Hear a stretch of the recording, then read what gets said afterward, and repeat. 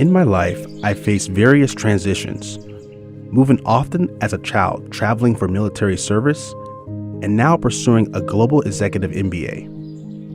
Initially, I sought career advancement in healthcare, but instead chose a path of entrepreneurship. I found solace in the Notre Dame network, including faculty, peers, and resources which helped me start my own business. At Notre Dame, I knew I found a community that shared my aspirations.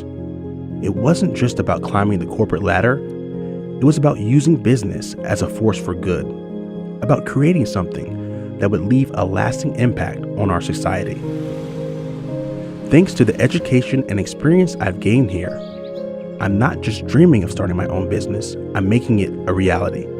I'm shaping the future of entrepreneurship and proving that business success and societal impact can go hand in hand. At Mendoza, I'm not just learning how to succeed in business. I'm learning how to redefine it, and that's how you grow the good in business.